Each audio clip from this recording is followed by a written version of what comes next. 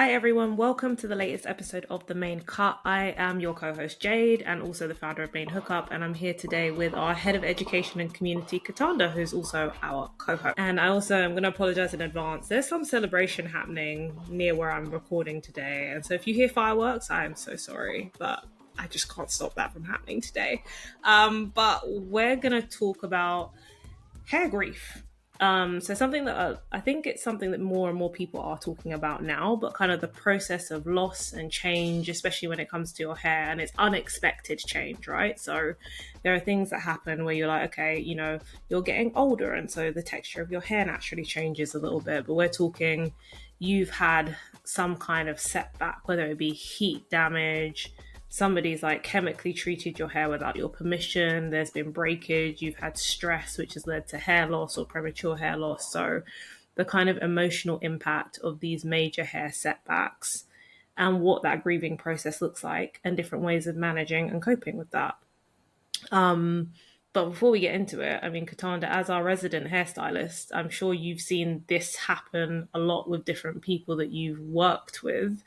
So how have you seen that kind of grief play out when somebody's gone through a major setback like that with their hair? I've seen this happen directly and very indirectly, as you're stating, with people I've worked with, but also in situations where I was working in a testing center and the people would speak of it. Also online, of course. A lot of people, once they get to the point of being able to actually talk about what they experienced, they go on and they share. I've been scrolling and have scrolled upon, several conversations like this, but it's everywhere. So that lets us know that it does happen and it's not as uncommon as we would think it should be. No, definitely. It's not uncommon, but I think there's a lot of reasons that this can happen, right? And I think there's that contrast between what the state of your hair now and the state that it used to be in. And it's almost like losing, for some people, it's like losing a part of themselves in some ways because they're so used to looking at themselves and seeing themselves in a certain way. And I haven't had that experience, so I don't actually know what that feels like. The only time I've ever really cut my hair was a choice when I cut my hair really, really short years ago. So I made the decision to do that. And I was happy with the outcome because I actually just wanted to see what I looked like with short hair.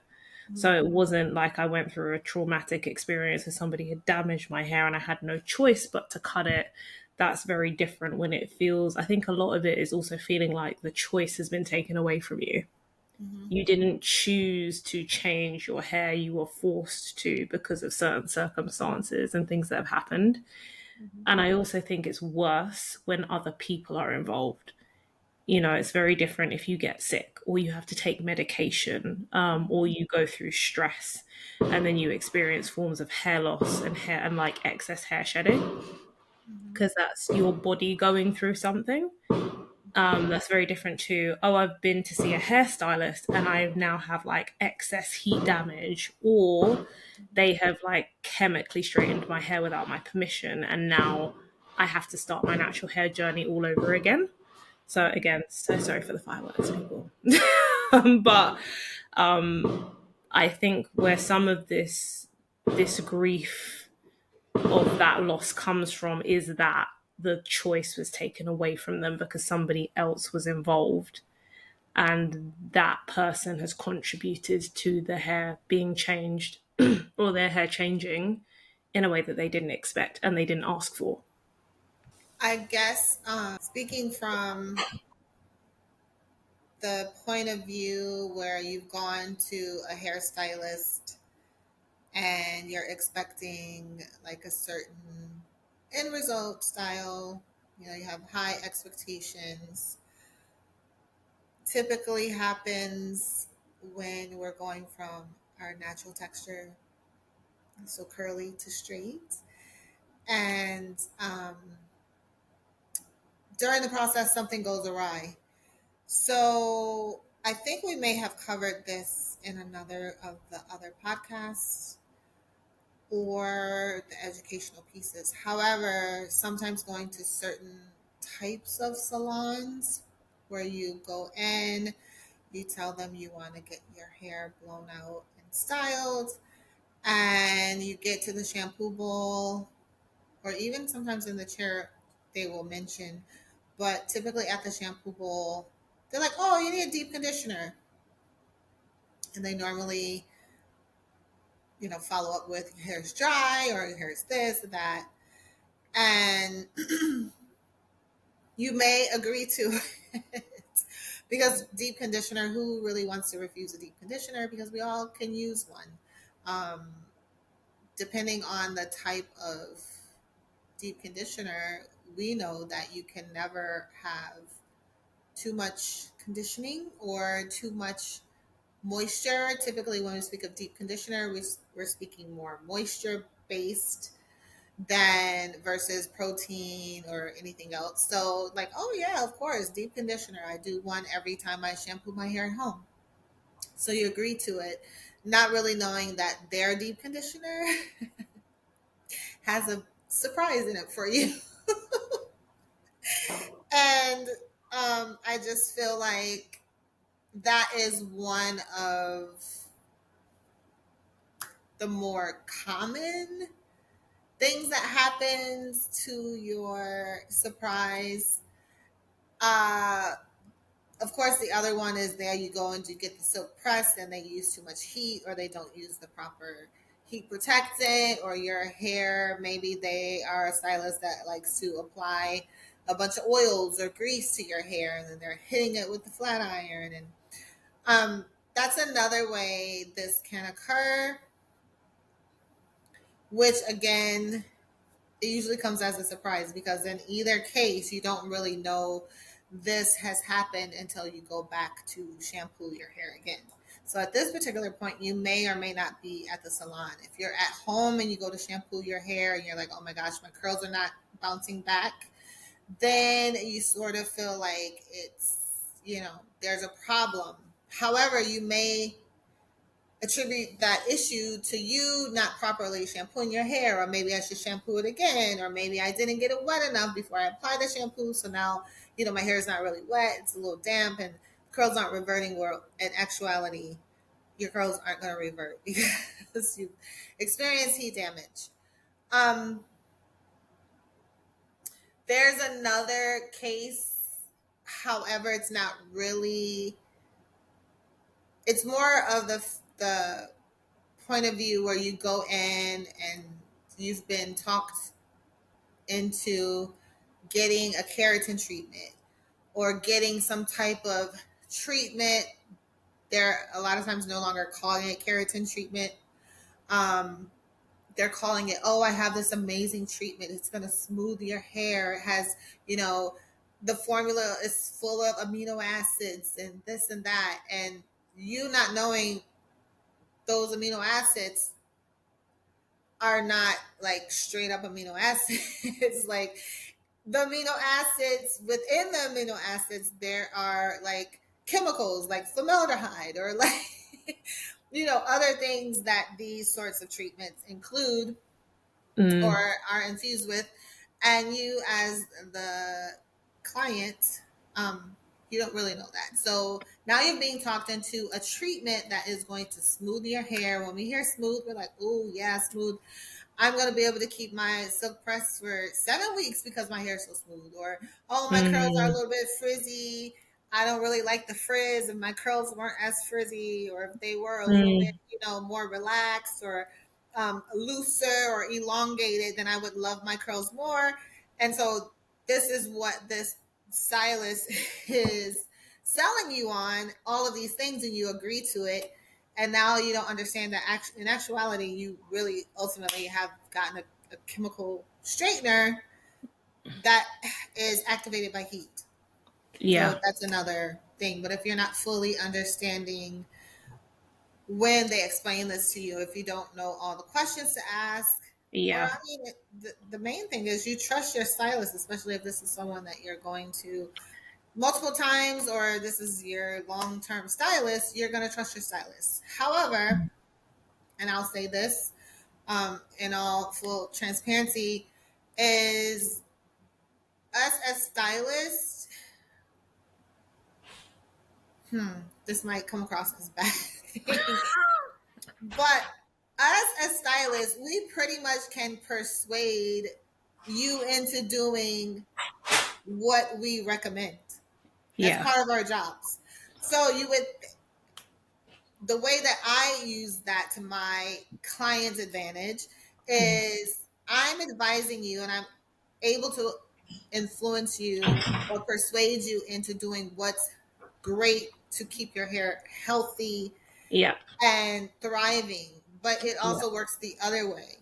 Like I can 100%. persuade you into doing something that's really not going to keep your hair healthy, but it's going to maybe make my job easier, or maybe Yeah. it's a new technique that I learned and I want to try it out on all these people. And so I can easily persuade you on that too. So the persuasion is not always in a good Yeah. way with some stylists. Or, if you haven't communicated like thoroughly, I guess I will say, with your stylist, then your stylist could not be on the same page. And that happens Yeah. a lot because clients and customers speak a different language than us. So that's why I always bring myself down to my clients or customers, communication style or Mm. to their knowledge, and try to understand exactly what they're saying, especially when it comes to chemical services, or especially when it comes to like a big change in hair. Okay, so what I'm hearing is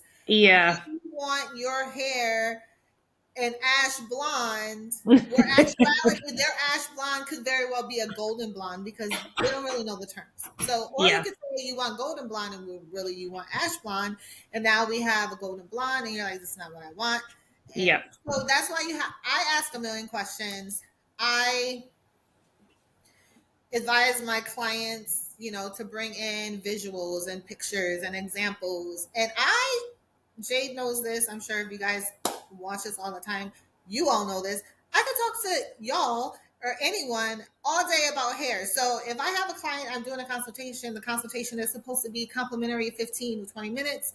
Sometimes I'm talking to them for an hour because I want to fully understand myself. Because at this point is where you get all of the understanding, and you know, as the stylists are able to assess, and you're able to ask the proper questions to your clients, because sometimes your client doesn't know, or you guys don't know how to actually relay the information. So I say all that to say sometimes it's done because of poor communication, or not, Mm. full, thorough communication. Or sometimes it's done, I don't want to say this, but Sometimes it's sometimes laziness. a sort of laziness to it, or a manipulation part of it. Like there's a lot of reasons why this could happen. Yeah. Because that situation where you walk in the salon and you say, "Hey, I want to get my hair blown out," and I won't particularly call out the name of salons. Maybe you guys can refer back to the other podcast and hear about that. But that's done deliberately, and I think it's a manipulation tactic, because you're telling me I need Mm. a deep conditioner, and you know good and well you put relaxer or texturizer, whatever y'all want to call it, in the Mm. deep conditioner bucket. But you're telling me it's a deep conditioner when in actuality it's a chemical straightener. So Yeah. that's the No, I mean, manipulation part. that's an outright, for when that happens, that's an outright lie. Like you said, somebody is chosen to do that to a client and say, I want to make my job easier. It's easier if your hair is straight. And again, they've taken that decision away from them. Um, I actually just remember there was only one instance where my hair was actually heat damaged, but that was a lack. I think that was actually a lack of information that was shared. So at the time, I had a little bit of my hair out because I had like a weave in, and then I was kind of trying to keep that part of my hair straight so that it was similar to the texture of the weave. What I didn't realize is almost like when you're cooking, if you keep putting oil and creams in something and then you keep straightening it, you're literally cooking your hair. So Right. I hadn't thought of it like that, and I wasn't told that at the time. So then when I came back and I was like, this one little tiny section, luckily it was a small section, it wasn't a massive part of my hair. I was like, this little section isn't like reverting back to what it was at the ends, because again, like it was okay at the top and it was like maybe an inch or two at the end that wouldn't revert back. So I had heat damage there. But luckily, it wasn't so massive and it wasn't so disruptive that I was like, oh, okay, I have to start everything all over again. It was like, okay, this is a little patch of my hair. I'll trim off the edges bit by bit as my hair grows back.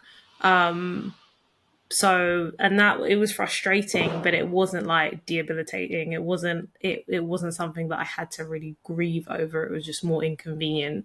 Whereas there are people who are going through this where it's like they have, like you said, because of somebody else's hands, have lost or had to restart their journey, which is really devastating, especially when they've had their natural hair for so long and they've put all that time and energy and effort. And again, it's a bit of it's associated with their identity. Some people choose to always have their hair natural and never really chemically straighten their hair because that's like it's a lifestyle choice. They prefer their natural hair to have it chemically straightened. And for them, it's like all of that work that might have been 5, 6, 7 years, 10 years plus of work to look after their hair has been undone by somebody else's hands. And that's something to grieve over. It's like you grieve over the trust that's broken between that relationship, but then you also grieve over the fact that you've put all of that time and effort into getting your hair to that place and you're having to start over again. But I think equally, there's also the stress that causes hair loss. There's also health conditions and then having to take certain medications. And that's also has that impact where it's like, oh, I'm grieving this loss, but I'm also going through something else at the same time. And then if you spend I say too much time, but if there's a lot of focus on the loss, how are you meant to like physically help your body recover from the other things that it's going through? It can almost become a bit of a vicious cycle. Whereas if you have chronic stress and that chronic stress has led to hair loss, and then you're stressed about the hair loss, you're kind of just feeding back into that cycle that you're already in, which inevitably is going to lead to more hair loss. Yeah. So it's kind of how do you, when you're in situations like that, how do you what's the word? How do you reframe? How do you reframe so that you can start that journey again after you've been through the grieving process? Because a lot of people will go through that. It's that grief of, oh, I have to start again, or this isn't who I am. What I look like, I think that's actually the biggest thing. What I look like is now no longer a reflection of the person that I believe that I am. And Mm-hmm. there's a lot of our hair that, like I said earlier, reflects our identity. It is a choice to have your hair natural. It's a choice to chemically straighten your hair. It's a choice to wear braids. It's a choice to wear wigs and weaves. And when you are now in a position where what you have is no longer a reflection of the person that you believe yourself to be, that's also a grief. And that's like a grievance. That's a process that people have to go through to come to terms with the fact that I'm still the same person that I was. I'm just now having to start this part of my personal journey over again. Mm-hmm. So yeah, it is definitely a grieving process. I won't even probably say process because I feel like once that happens, pretty much like a lot of reasons for grief, it's continual because you might be okay for a moment and then something triggers it or something Mm, reminds you of it, and then maybe you see a picture of yourself and so it restarts the grieving all over again. um it is very, especially if a person, I think you spoke to this a little bit, we have different types of people here. People that mm, have been natural all their lives, people that have been relaxing their hair and finally they get to the point where they are comfortable with mm, their natural texture as it grows from the scalp, and they're now embracing mm, their natural texture. Then you have those that flip flop between the two. You might have someone that's had three big chops and they go back and forth between relaxer and they're just okay with it. They're just kind of like riding the wave and boat. um so it depends on where you are in this journey Mm. which actually has a lot to do with either are you going to grieve about it or not. Because if you're someone that's Mm. riding the wave and, oh, really, I wasn't ready to relax my hair or wasn't ready to go straight with my hair right now, but whatever, it's no big Mm. deal. I'm just going to chop it off in a pixie and I'll start all over. And it really doesn't faze them. Or you Mm. have those that are natural all their lives and they're totally devastated. It's like the end of the world type situation because, Mm. oh my God, I didn't ask for this, especially if it didn't happen by heat. It happened by one of those situations where someone put something, the chemical straightener into the whatever, and Yeah. now the hair straight.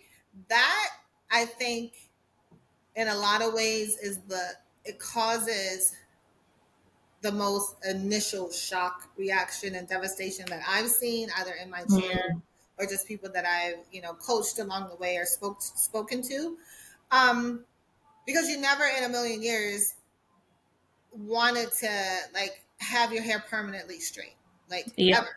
Maybe temporarily with a flat iron or the silk Yeah. press, but never permanently straight. Mm. So that's a different sort of thing there, and I've seen where people just can't fathom, just can't get Mm. past it, and it's like a huge devastation. Where me, on the other hand, it is a huge devastation, and it's totally not fair, and it's a huge violation. You're Mm. actually violated on the stylist's behalf because you're supposed to be the professional, and Yeah. we know we do not do those. Where's your work ethic? Like, Mm. I don't think you have one at this point. Um, but then you also have the person that had always relaxed her, worn her hair straight, and you finally got to the point where you want to be able to wear your natural curls and embrace them, and you're feeling okay about it, but you still might be a little bit on the fence, which Yeah. is why you're teetering sometimes. Okay, I just got to go get my fix with my silk press.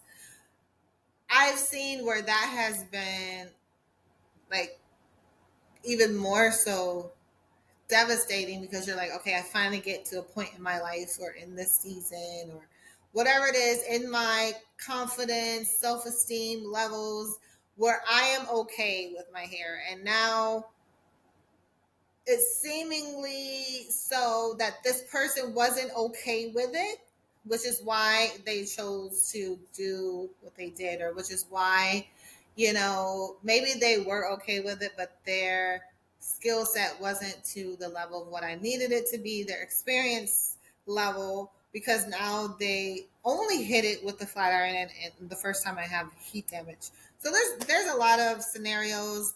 I don't think any story is ever the same. Um,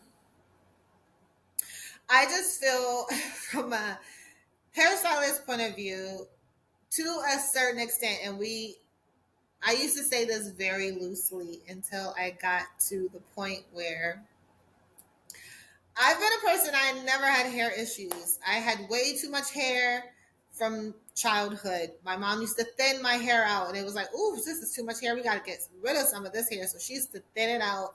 I've always had a ton of hair.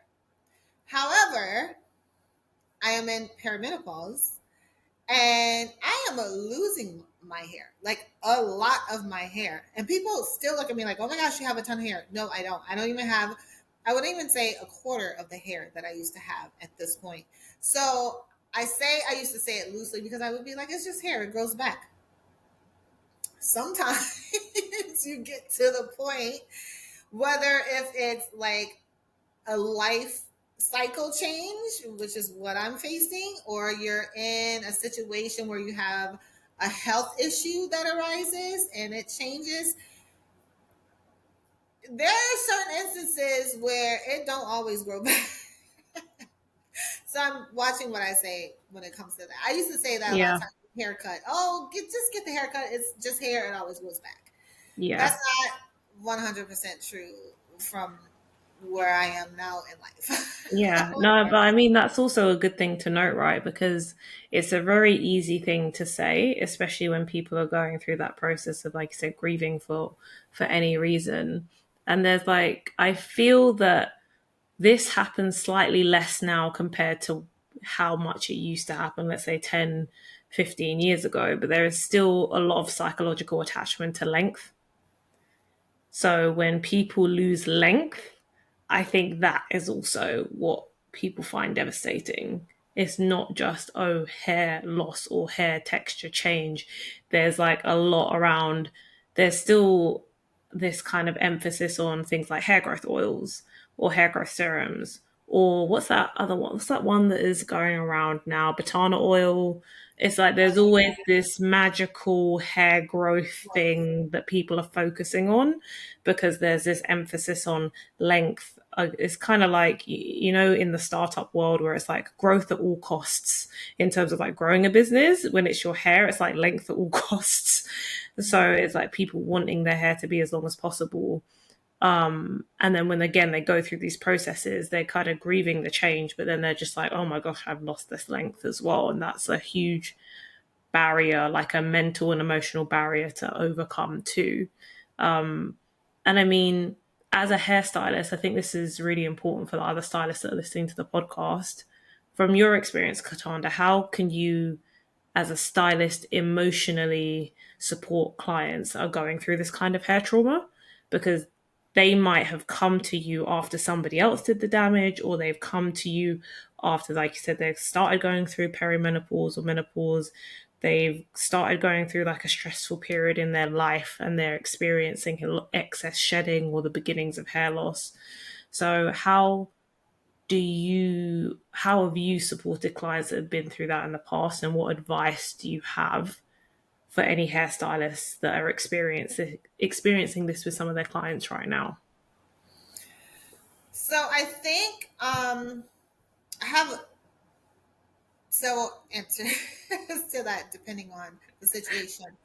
However, in the sense where we're speaking at someone um, getting or becoming a victim of heat damage, um, or a victim of someone unknowingly, well, to Chemically straightening the hair. straightening their hair, there is really, I listen more than I speak in those situations because Mm, there's nothing that I can say to change it.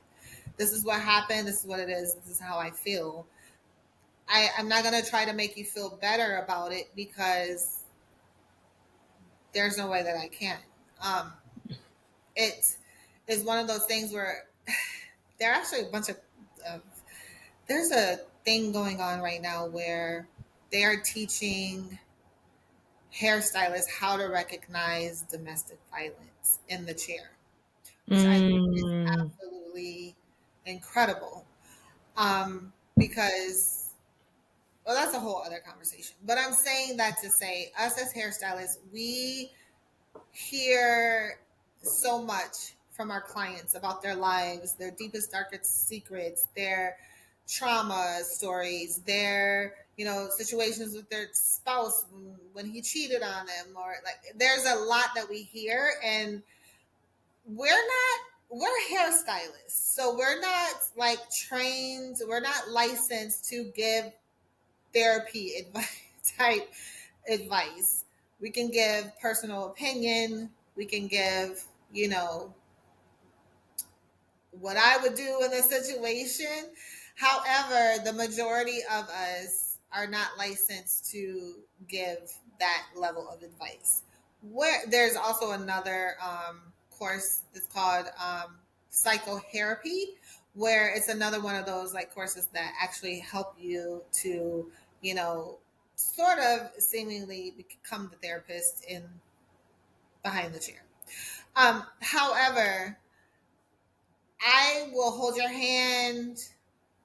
If you catch me on the right day with this perimenopause, I will cry with you. I will, walk you through and support you mm, because I'm not in that situation. So I mm, can't tell you how to feel. Now, when you're in a situation where you're like, I'm in this is a life cycle that it can't be avoided. mm, Like no one did anything to me or my hair. This is just the cycle of life. And Mm, so in that sense, I then step up to the plate and I do give my, certified hair loss practitioner advice and my 30 plus years of advice as a hairstylist. This is where I do mm, more talking rather than listening because now I can educate you. I can educate you on things that I've been experiencing that actually have helped me or mm, information that I've gathered from my GI GYN that she's advised me to do and share that information, or I share my knowledge as a hair loss practitioner and hairstylist. Okay, this is what you can do. This is what you should not do. This mm, is how you should analyze your hair and how much loss it is. This is what it should look like normally, like 50 to 100 hairs. This is what that looks like. This is what excessive hair loss looks like. That's what I mm, do more of my consultative work, and just my expertise is actually spilled out there, rather than listening more. I feel yeah. like that is more of a teaching moment rather than a more of a empathetic, sort of sympathetic moment. Because again, we're all, if you're a woman, we're all going to reach that point. If you don't, that means sad for you because you passed on before you got to this point. The other thing is having the heat protection. That is something that I teach my clients, whether if they're Mm, doing their silk press or they're going to someone, like when I'm doing my virtual calls and they're going to their stylist. mm, You want to have the proper protection on your hair prior to getting the service. I am going to teach you how to prep your hair yeah. prior to the silk press service to sort of like eliminate these things, because I should be able to give you 100 silk presses and you not receive heat damage, like maybe at the halfway point, because eventually Mm, you're constantly pressing your hair and flat ironing and silk pressing your hair time and time and time and time again. mm, It's inevitable. The heat is going to break down those bonds. It doesn't matter how strong that heat protectant is. And that's yeah. just a fact. However, you should never go for a silk press, blowout, flat iron, whatever you're calling it, on the first time receiving heat protection. That means it's an epic fail. Your person has Uh, not protected your hair. They've used something that was frying your hair when the heat hit it. Like, mm, I don't understand how people, well, I do understand, but you should not be receiving heat damage to your hair on the first time you're straightening your hair. I don't care if it's been yeah. 100 years. That is just improper practice. And improper practice, and like you're not using the proper, heat protectant, because every heat Mm, protectant is not perfect for every type of client or yeah. every hair type or situation. Yeah. And then, God forbid, you have the flat iron on hell. You don't have to have the flat iron so high to do a nice, sleek heat. I mean, a nice, sleek silk press. It's just improper practice at that point. So Mm, there are things that can be avoided and things that you unfortunately can't avoid, and that's the mm, difference. And that is sort of like how I decide to handle the situation or to communicate with the client. mm, For the purpose of this podcast, I do more listening than talking because I don't, I've never gone, well, I can say that I did that test at that salon, those one of those type salons, to see, mm. because this was years ago. This was like very early 2000s. And I Okay. didn't tell them I was a hairstylist. I had never been there. This is a place that my friend had been going to. Right. And I went in to do the test because I was like, oh, people, I know you guys are kidding me. No one is actually doing this. And they're like, yes, it's actually happening. And I went in and she did. She pulled that on me. She was like, your hair is very dry and you need a deep conditioner. And I was like, ma'am, my hair is Um, not very dry. I am a whole hairstylist. oh, you're And talking I to the want wrong to wear person. my hair sleek, bouncy and flowy. Like, you are not gonna pull that one on me. So no, I don't want your deep conditioner. And so when I left, I was like, you are absolutely right. She asked me to get the deep conditioner. So I know it happens. I've witnessed it with my own eyes. But you have to you just have to be aware, be vigilant, especially if you're a person that is really protective over your length and you're all about length retention. You don't even like to get your hair trimmed. Just be careful when you're out here getting your silk presses and who you're going to, who you're letting, as my grandmother would say, who you're letting play in your hair. You gotta be careful. Mm. No, it's true though. It's true, and I mean, I think everything that you've said is really helpful for all the hairstylists. That there will be people who've already come across this, and there'll be people who are going through it right now, and they don't know what to do to help. And I think all of those things are really helpful for like equipping hairstylists to be able to manage those situations and support their clients in the way that they need to be supported, right? And we will, for anybody that heard the names of the courses that Kataanda mentioned earlier, we'll link them in our newsletter version so that you guys can take a look at those different courses. The psychotherapy that you mentioned, Kataanda, and there was another one as well. I can't remember. That was Psychotherapy. Actually, I want to actually take this course, but then there is I don't know the name of it. Actually, I'm gonna look there's this up. another one that I think is Care Behind the Chair, and they That's this is to do with like domestic spotting violence. signs of violence and things like Yeah, that. Like there that's the one. there are yeah, there are a couple of them. So again, we'll add the links to them so that anybody that's interested in taking those courses and you have the resources to go off and look them up and potentially book the courses in yourself. Mhm. But I mean, a question to kind of like begin to bring this to a close in, I think, again, a really helpful way is how do people start to move away from the grief to the acceptance and then rebuilding their confidence? Because again, people can go through all of these things. Like I say, it could either be health related, life stage related, somebody who has taken advantage of them, who is a stylist. It could be any of those things. But all of those people will go through a similar process, which is grief of what has happened to their hair when it's not their doing, the acceptance that it's happened, and then that stage of moving on and saying, okay, it's done now. I can't undo it, but I'm going to go out of my way to start rebuilding myself and my hair as it was before. So, Mhm. in terms of like trying to move from through each of those stages, it's like, how do people go through that? I think grief kind of just lasts almost as long as it lasts, right? And you can actually, I feel like you can get to the stage of acceptance and still be grieving.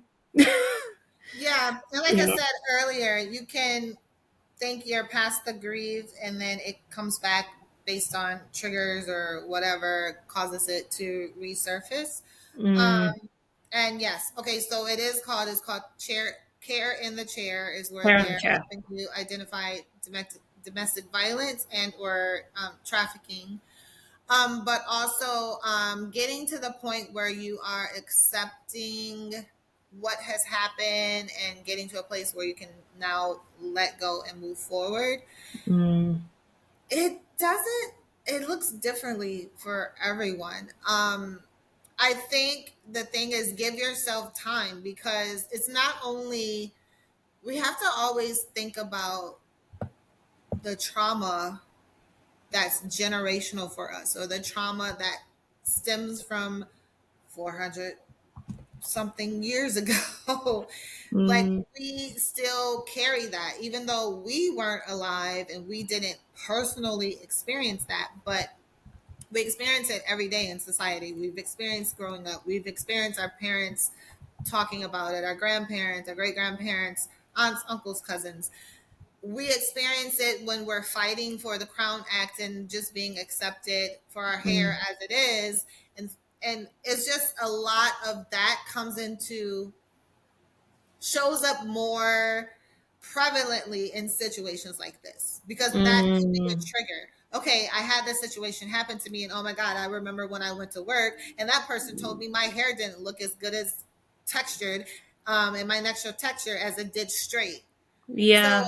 it's, you know, things like that happen where we're constantly reminding. So Mm, I just advise everyone, whether if you have or even have not experienced this firsthand, maybe you know someone that has, just give yourself grace. Give yourself mm, grace. Hold on to it as long as you feel like you need to. I know in certain instances, people are like, I'm not ready to let it go. I know the ends are stringy. I know the ends are mm, straight, scraggly, whatever, but I'm not ready to let it go right now. You mm, have to get to a place where you are, because then other things come into play. Like you're going to mm, start seeing more breakage, and you're going to start seeing, if it's not hair loss, you're going to start seeing where your hair doesn't look as good as it looked before, because now you have these two textures fighting against each other, and you can't really mm, style it because one texture requires a certain level or technique of styling where the other one does not. So there's a lot. When you're experiencing hair loss for whatever reason, that's just something that we have to get, you know, we have to manage within ourselves, mm, because it never feels good to lose your hair unwillingly. Like, mm. yeah, you may have gotten the heat damage, but your hair didn't fall out. Yeah, yeah, When your yeah. hair is coming out, that's a Mm, whole level of like grief there. And I'm saying that for myself. Like when it first started happening, I was like, oh, it's just a little hair.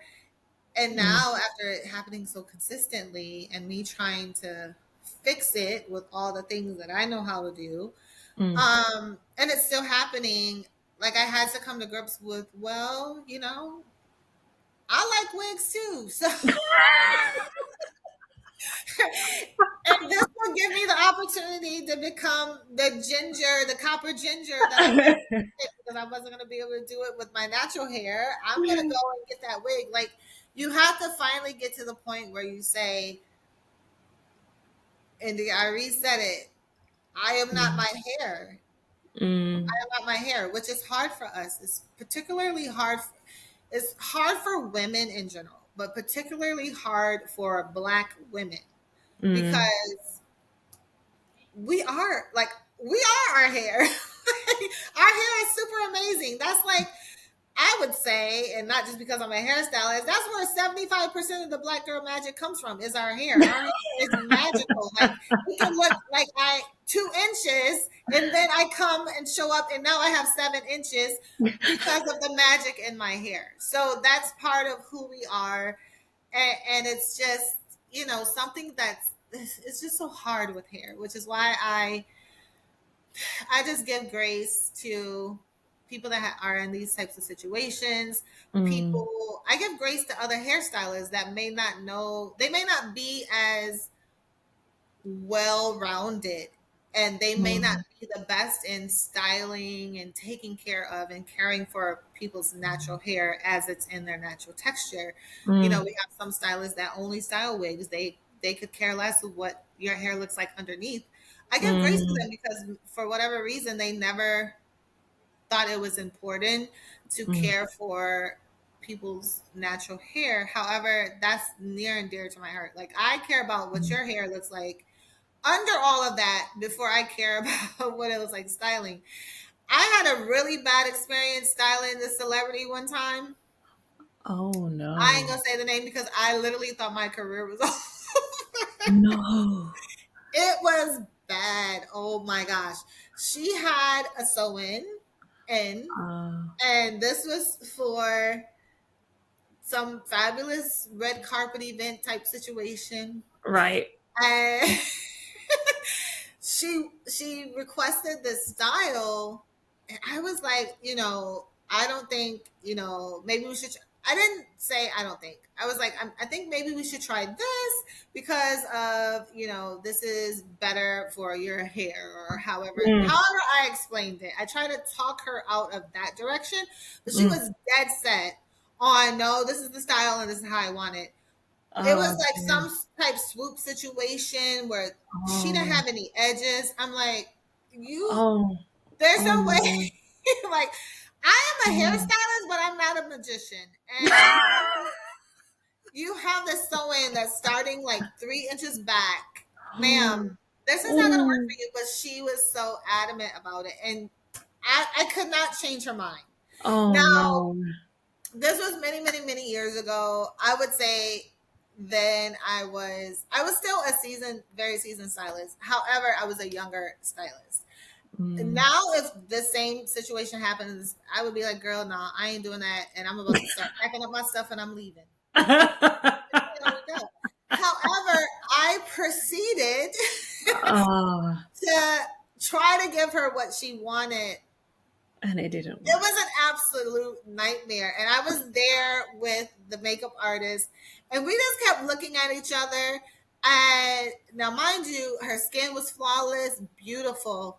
Oh, Like, not a blemish, not a pimple, not a oh, nothing. The makeup artist's job was easy.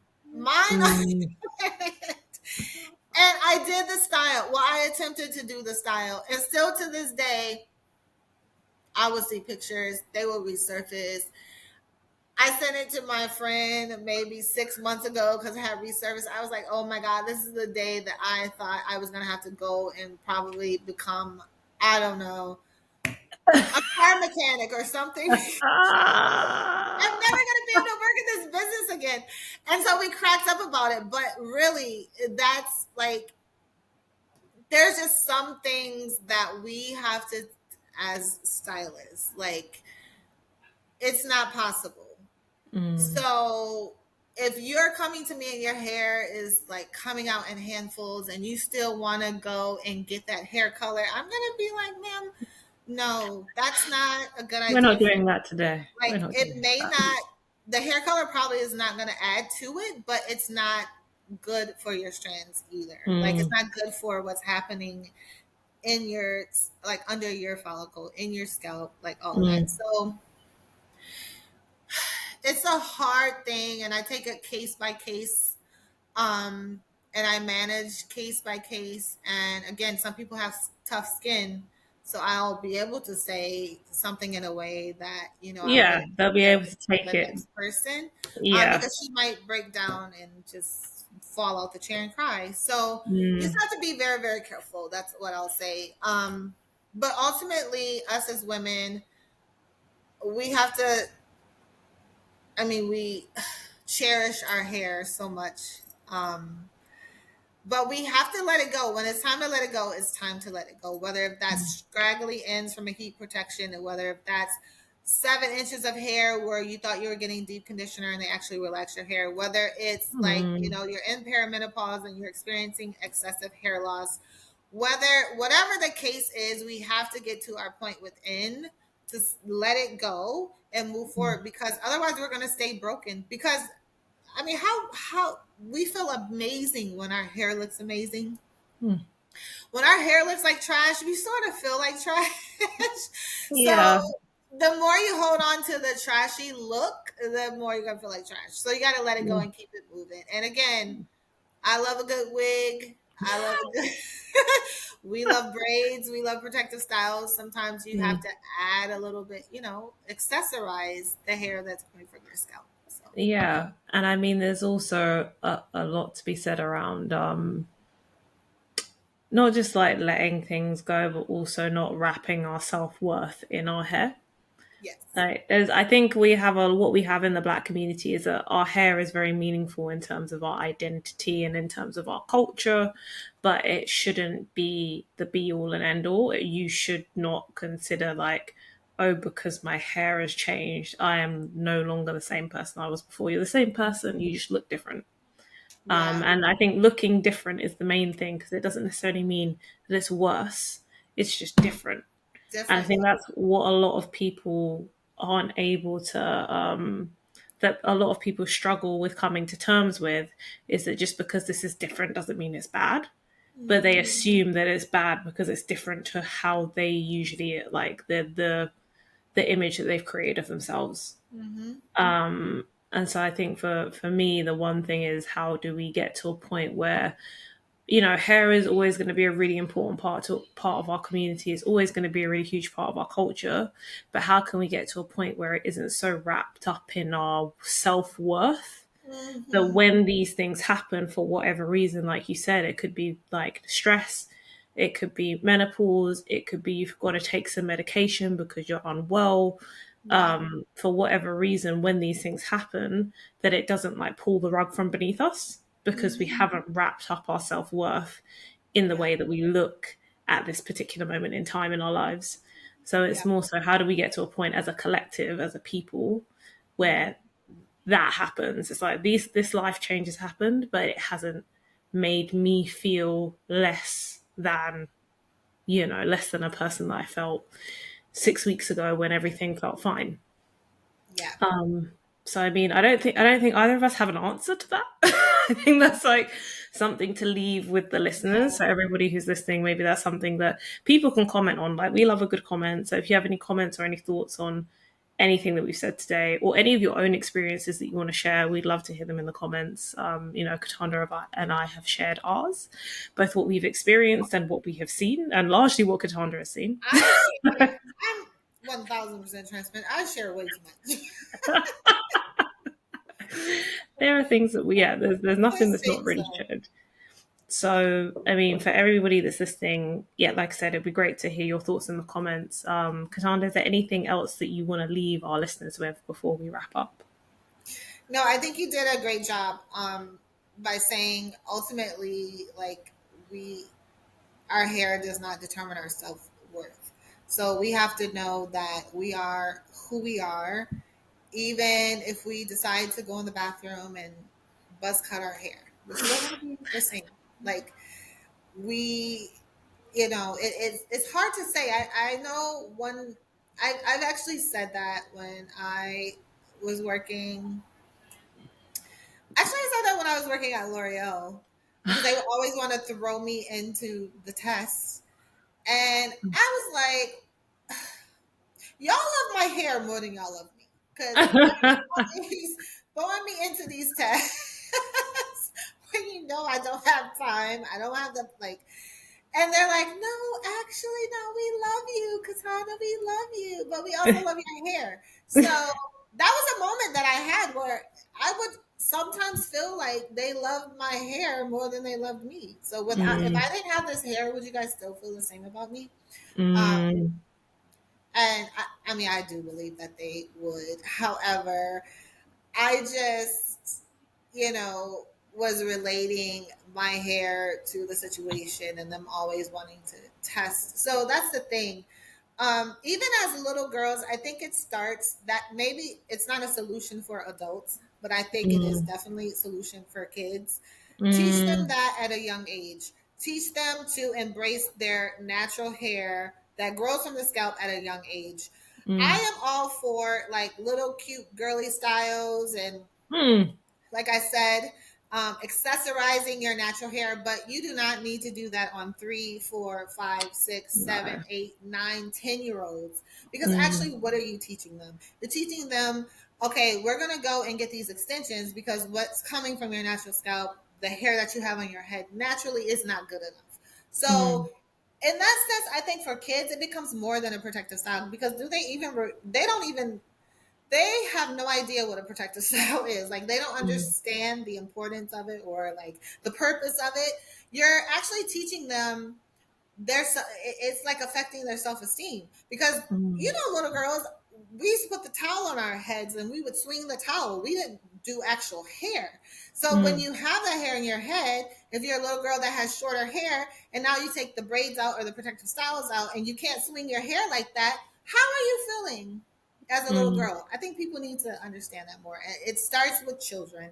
And Yeah. I am really big on that. Like, and furthermore, all these toxins in this hair that y'all putting in these kids, it's like Yeah. putting a relaxer in the kid's hair. Let's just keep Mm. it real. So, unless you're using non-toxic hair, and most people are not. So, Mm, I'll cut it there. Maybe that's another conversation we could have. I know we talked about kids and their hair before, but that's a big one for me and near and dear to my heart. Y'all don't need to be putting all of this hair in these little kids' hair.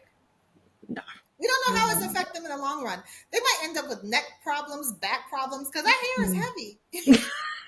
Like, this is a little 3-year-old neck. Why does she have all this hair that she has to carry around? Mm, Our natural hair is not that heavy. yeah. And it's also, like you say, it's like when you have those incidents in life where life changes, all of those associations that you've had since you were younger will then have a domino effect on how you respond when those things happen in, in real time. So I do think that, like we said, the biggest impact that we have the potential to have is with the younger generation, because we can stop or prevent or reduce the chances of them going through the things that we've gone through. With adults, it's a bit trickier, but we can always be there to support each other in the best way possible. But Yeah. I do agree that the best way to make a change in this sense is to think about how we're introducing the idea of hair and what that means to us with kids as they're getting older. Yeah.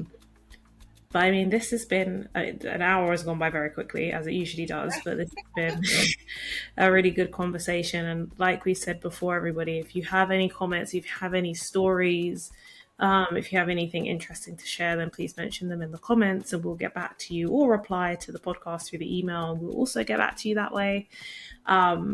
But a huge thank you to Katanda, as usual, for being our co host and sharing all of her amazing knowledge and wisdom. And a huge thank you to everybody who's been listening. And we will see you on the next episode. Bye. Thank you, guys.